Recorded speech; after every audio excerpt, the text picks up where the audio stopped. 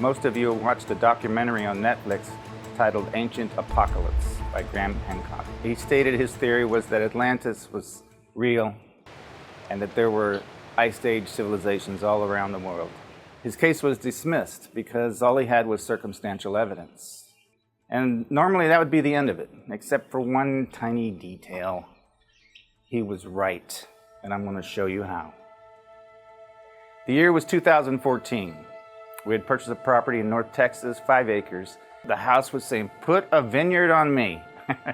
So I planted a vineyard in the front 3 acres, and that was rough. Our daughter was in high school at the time, and she had a baby. So during the day, I would take care of the baby, and there's really not much you can do with a baby while you're feeding it, except watch YouTube. I watched documentaries on Atlantis and ancient history, and got really interested in it. But every time I watched a documentary, it just came up empty. They really didn't find anything. They had no real physical evidence, no walls, no canals. So I started looking. I said, you know, if it's real, how hard could it be? So it took me about a year, 2015, I was noticing things underwater using Google Earth. Some of the things were anomalies that I just couldn't figure out what they were. They kind of looked like underwater castles. It's really cool. Finally, I was listening to a podcast with Andrew Collins, and he said that Atlantis, the island, was surrounded by a giant wall. And that's when the light went kaboom. That's what I was looking at. I was looking at an island underwater with a giant wall around it. So I continued to look, and I found a lot more. Not only did this island have a giant wall around it, there was an opening in the southern end. It opened up into a small bay, or what would have been a small bay because it's underwater. Traveling north a couple of miles, I saw 2 by 3 miles anomaly, and I didn't know what it was. I thought it might have been a fish hatchery, but then when I measured it, it's like, there's no fish hatchery that big. But in 2016, the second anomaly became visible in Google Earth. And it turns out that these were temple complexes, each 2 miles by 3 miles. And each had 2 temples in them, and they look identical. Also, Plato stated that there was a bridge going north to the mountains. Well, what do you know? There's a bridge going north to the mountains. And those mountains today, the tops are visible. There's a bridge there underwater. It spans 14 miles. The 2 ends are there, but the middle's missing. I don't know why. The ends are a mile wide at each end. Now, in the mountains, Plato stated also that there were aqueducts and clean villages, small clean villages. Well, what do you know? We have found, well, I didn't find them. It has been found that there are aqueducts above and below ground in these mountains. In Plato's dialogues, he also mentioned a great plain. This plain supported the entire empire of Atlantis.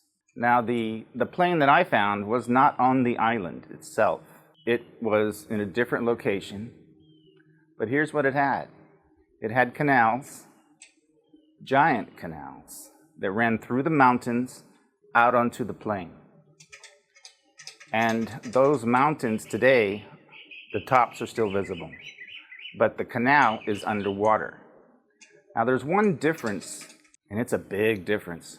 Plato stated that the canal that went through the mountains out onto the plain was 300 feet wide, but his description was that it was bigger than what humans could have built. Now the description fits what I found. 300 feet wide does not. The measurement I found on this canal was 50 stadia wide. Yes, 5.75 miles wide. The walls are 45-degree angle in. Not only that, I have found a dam that runs the width of the canal. And that dam's about a mile high from top to bottom. Not only did we find the island of Atlantis, we have found other islands. They look like underwater castles, and one that's really cool, it's over by the Cayman Islands. It's in the shape of a shark. So it has the giant wall around it in the shape of a shark. Randall Carlson had said that he thought Atlantis might be in the Azores. So I took a look in the Azores. I didn't find any walls or anything like that, but what I did find was 3 pyramids. Now the year is 2017. What a year. So I figure out that the city is at the top of those 2 temple complexes on the island. So I flew down there. And I thought I could just jump on a boat, go out there, jump in the water and say, yeah, there it is. Well, it wasn't that easy. Couldn't get a boat. The temples were 100 miles off the coast. So I had to return back to the States. In the meantime, I found a charter boat that was able to take me out there. Then my health started deteriorating, and I collapsed in the vineyard. I had heart attacks and had trouble breathing. And then COVID hit. Perfect timing. And my wife lost her job. She found a new one in Wyoming. And so she flew off to Wyoming, and there I was with this big old house with a vineyard. And it was just a house. It was just a vineyard. And it wasn't a reason to be separated for. So I sold it and moved to Wyoming with her. If you don't know, Wyoming's a little higher in altitude than Texas. I got there and I had trouble breathing, and the doctors told me I needed surgery on my heart immediately. Well, during COVID, they were scared to put a date on it. So I thought, you know what? I wrote a little book, put my research in it. I said, you know, if something happens to me, it happens. So we flew down during COVID, and my wife joined me, but she did have a stipulation. She said she'd go, but we had to go to an all-inclusive while we're there. All-inclusive resort, so we did. And then on November 29th, 2021, we left Port Royal. We chartered a 50-foot catamaran named Loose Cannon. We had about 8 crew members on board. Kind of overdid it, but almost all of them have never been out this far away from the island. So we went out there, and it took longer to get there than anyone figured. It took us 10 hours. So we left at 3 in the morning, and then we got out there, and we went to Temple Complex 2. I didn't know what else to call it, even, odd, or whatever. We find that the water depth is a lot deeper than what the charts showed. It was 95 feet deep. I set my drone in the water, and before you know it, it comes in contact with a huge barracuda. After that, all of us jumped back and go, whoa! And the feed died. So the drone died. So we start pulling it back. The captain says that the water depth is 95 feet and that there were 2 structures visible above the sand. One was 61 feet from the surface, the other was 54 feet from the surface. Now, what this means is that the rest is under the subsidence of the island, just as Plato described it. Now, here's what I learned from that trip. The coordinates that I put in the book, I was off about 100 yards. But if you're going to go down there, don't worry about it, because there's nothing else sticking out of the sand. You're going to see it. Take divers with cameras this time. Now we go to the return trip home, or back to the island. It starts getting dark. The waves pick up. A storm sets in. Julie's in the cabin down below, not feeling good. It's pitch black. Just like that movie, Atlantis or Aquaman, where the monsters came out of the ocean in the pitch black rain. All of a sudden, bam, we hit something. We thought we hit something. Captain shuts down the engines.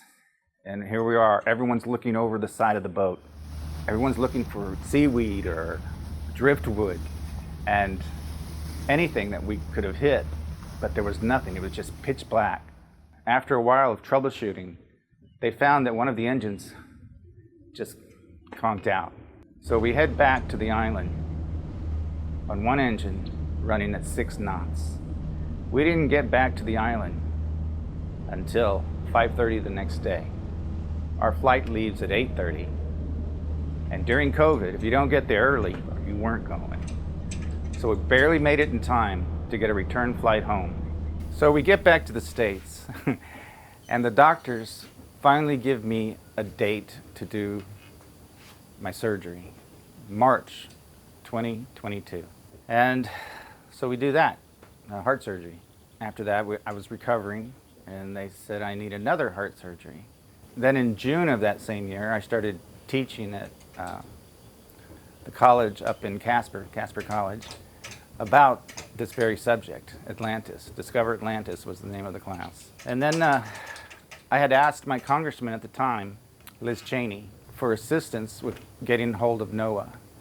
And I think it was one of the last things that she did for her constituents because of all the stuff that was going on. And NOAA got back with me and they said that they would do the survey of the temples, but they have to be asked by the host nation, or in this case, island. So now after the surgery, we moved back to Texas, and again, I asked my local congressman to help with contacting NOAA. This time, oh my goodness, NOAA was extremely excited about what I found. They looked at satellite images. They were like, gung-ho, gung-ho. We're going to do this, we're going to do that. Well, I guess word came down, don't do that, don't do that. I finally was able to communicate with the government of the island, let's say. And I briefed them on what I found. I gave them pictures, I gave them depth of water, the location, all of that. And so yes, now they are aware. With the difference in the two canals, with the measurements, does that mean that the measurement that Plato gave that the city, the outer ring, was 50 stadia distance? Does it mean anything? Did they get the 50 stadia mixed up? I don't know. So when looking for the city, start at the entrance to the island and just follow it and see where it leads you. The island of Atlantis is known today as the Pedro Bank, just south of Jamaica. It is surrounded by a giant wall. There is an opening in the southern end. Going north, we find two temple complexes. Going across the bridge north to the mountains, we have found aqueducts, and above and below ground, and one thing that I think is the top of an obelisk sticking out of the ground. One of these aqueducts is even featured in a property for sale. Buy this property and get the ancient ruins that go with it. The Great Plain is the Caribbean basin or the Venezuelan basin. The large canal that goes through the mountains starts around the Virgin Islands and goes out onto the basin. You may not be able to see that anymore. U.S. government or Google has decided to cover that up, but the pictures are in the book. Part of it was known as the Muertos Trough. They've also covered that up. Even Wikipedia has deleted that page. There's so much more, and I'll be going back again because I believe I know where the location is of the ancient temple where they had the crystal. It's 98 feet in diameter, but it's also been covered up. But it's just off the Morant Key. Now, the mountains to the north are known as Jamaica. Yeah, go visit. Now, finding Atlantis gives us more than just Atlantis. There was a previous civilization during the Ice Age that spanned the globe. And how do you find it? It's the walls, the giant walls that surround not only their cities, but their islands and their coastal areas that they lived. You see, there was someone else that was living during the Ice Age. And these were called the megafauna, or huge animals that would eat humans. So yeah, they're going to build walls to protect themselves. I have found these walls all over the planet, most of them underwater. One place I found it on the top of land, or on land, is Antarctica. I have found it off the coast of China, off the coast of Russia. But those two locations have now been blurred. They are all over. And this explains the flatness of things like seamounts. People keep wondering, why are they so flat? Well, the reason they're flat is because they had giant walls surrounding them.